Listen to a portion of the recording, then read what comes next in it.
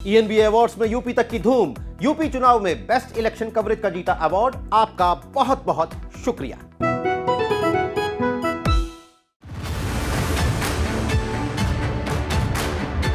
ज्ञानवापी मस्जिद में सर्वे के बाद कई तरह के दावे किए जा रहे हैं और इस बीच मुस्लिम पक्ष ने सुप्रीम कोर्ट की ओर रुख कर दिया है। जानकारी के मुताबिक इस मामले को लेकर 17 मई यानी मंगलवार को सुप्रीम कोर्ट में सुनवाई हो सकती है। ज्ञानवापी मस्जिद कमेटी ने सुप्रीम कोर्ट में मस्जिद के सर्वे को चुनौती दे दी है और इस पर रोक लगाने की मांग की है। उनकी ये याचिका सुप्रीम कोर्ट की वेबसाइट पर संभावित लिस्ट में डाली गई है, जो कि आज शाम तक कंफर्म हो सकती है। सुप्रीम कोर्ट की वेबसाइट पर अपलोड की गई नोटिस के मुताबिक ज्ञानवापी मस्जिद मैनेजमेंट अंजुमन इंतजामिया की याचिका पर जस्टिस DY चंद्रचूड़ की अध्यक्षता वाली पीठ सुनवाई करेगी।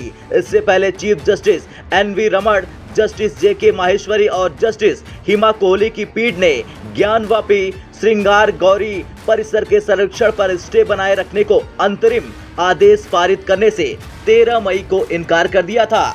ज्ञानवापी सर्वे के बाद हिंदू पक्ष के वकील थे विष्णु जैन। उन्होंने कहा कि कुएं के अंदर सर्वे के दौरान शिवलिंग मिला है।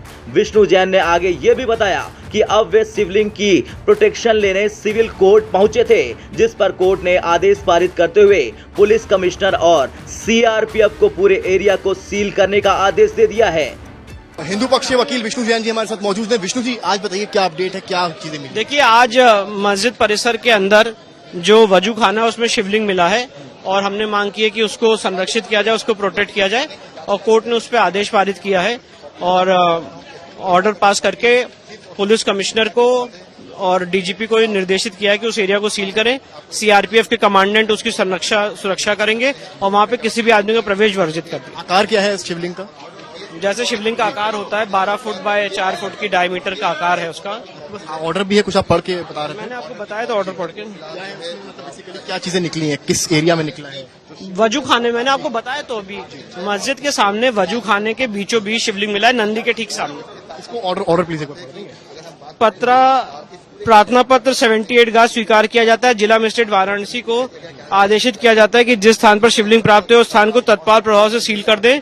सील किए गए स्थान पर किसी भी व्यक्ति का प्रवेश वर्जित किया गया है। जिला magistrate Varanasi, police commissioner Varanasi तथा CRPF कमांडेंट को आदेशित किया जाता है कि जिस स्थान को सील किया गया है उस स्थान को संरक्षित एवं सुरक्षित रखने की पूर्णतः व्यक्तिगत जिम्मेदारी उनके अधिकारी की होगी। ये आपकी प्रोटेक्शन के बाद आगे क्या लिखा है? यही है कि कोर्ट ने डायरेक्ट किया है कि उसको स्टे उस पूरे एरिया को सील कर दें और DM और जो ऐसे आपने जब प्रोटेक्शन मांगी है उसके बाद ये आदेश दिया गया है। आप जैसे आपने कहा था शिवलिंग के लिए प्रोटेक्शन लेने आप जा रहे हैं। जी और मुस्लिम पक्ष कह रहा है कि ऐसा कुछ नहीं मिला, इस पर आप क्या कहेंगे?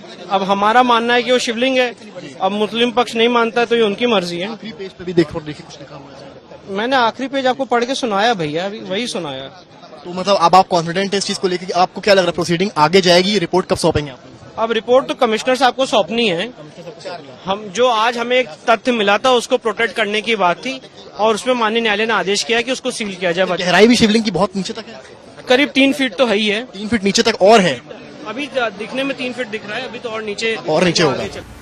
बता दें, वाराणसी में ज्ञानवापी मस्जिद को लेकर कोर्ट ने 12 मई को बड़ा फैसला सुनाया था। कोर्ट ने ज्ञानवापी मस्जिद के सर्वे के लिए नियुक्त किए गए एडवोकेट कमिश्नर अजय कुमार मिश्र को हटाए जाने से इनकार कर दिया था।